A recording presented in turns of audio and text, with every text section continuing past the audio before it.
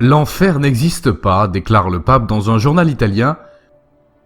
Le Vatican a pris jeudi 29 mars 2018 ses distances avec des propos attribués au pape François selon lesquels l'enfer n'existerait pas. L'enfer n'existe pas, ce qui existe, c'est la disparition des âmes pécheresses, déclare le pape dans un entretien avec Eugenio Scalfari, le fondateur du journal italien La Repubblica, paru jeudi. Le Vatican a très vite réagi, qualifiant de reconstruction cette interview, qui n'est pas la première entre le vieux journaliste athée, qui aura 94 ans le 6 avril, et le pape argentin.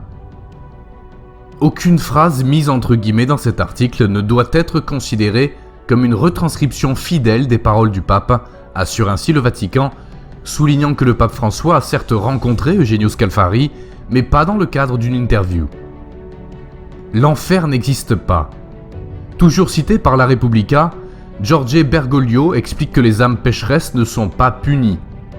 Celles qui se repentent obtiennent le pardon de Dieu et prennent leur place parmi celles qui le contemplent. Mais celles qui ne se repentent pas, et qui donc ne peuvent pas être pardonnées, disparaissent, explique le pape François.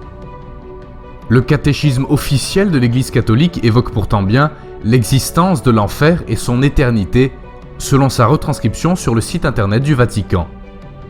Les âmes de ceux qui meurent en état de péché mortel descendent immédiatement après la mort dans les enfers, où elles souffrent les peines de l'enfer, précise ce texte. Ce n'est pas la première fois que le Vatican se retrouve ainsi embarrassé après une interview. En 2013, le pape déclara « Vous n'avez pas à croire en Dieu pour aller au ciel.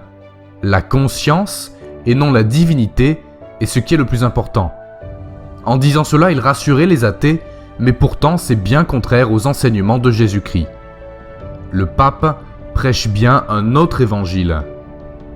Mais quand nous-mêmes, quand un ange du ciel annoncerait un autre évangile que celui que nous vous avons prêché, qu'il soit anathème. Galates 1:8.